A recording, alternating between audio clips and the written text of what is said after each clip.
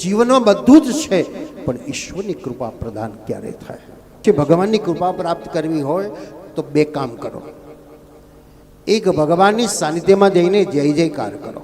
તમે ઘેર ઠાકોરજીની સેવા કરો છો ને તમે જય જયકાર કરજો, તમારો અવાજ કેવો નીકળશે? સૂર્ય જેવો જ નીકળશે, ગોવર્ધનનાથ કી જય.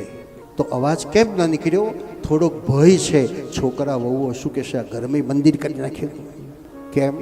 સમાજનો ભય છે. જો લોકો ગાંડા કહેશે, લોકો ચાલતા ચાલતા મંદિર પહોંચી ગયા, ટેરો છે, પણ જેવો ટકોરો પડે છે ને ત્યાં આપણી વાતો અટકી જાય અને દોડતા જઈને સન્મુખ ઊભા રહ્યા. ટેરો છે, ટેરો 2 મિનિટ 5 મિનિટના ટેરોમાં જે વિરહ થાય છે, વિયોગ થાય છે, અને એ વિયોગમાં જેવા દર્શન ખુલે છે અને આપણા ફુવારો કેવો નીકળે, ગોવર્ધનનાથ કી જય. તમારે તમારી જાતિને પૂછવાનું, ઘરમાં હું હતી, રસ્તામાં હું હતી અને મંદિરમાં હું હતી, તો આટલો બધો ફુવારા જેવો અવાજ અહીં કેમ નીકળ્યો અને અહીં ના નીકળ્યો? તો તમારું મન સમાજમાં હતું, પરિવારમાં હતું, ભય હતો એટલે ન નીકળ્યું. પણ જેની સાનિધ્યમાં જતાં તમે અભય બની ગયા તો તમારા હૃદયનો ભાવ વ્યક્ત થઈ ગયો. તો શ્રી મહાપ્રભુજી આજ્ઞા કરે, પ્રભુના નામનો પોકાર કરો.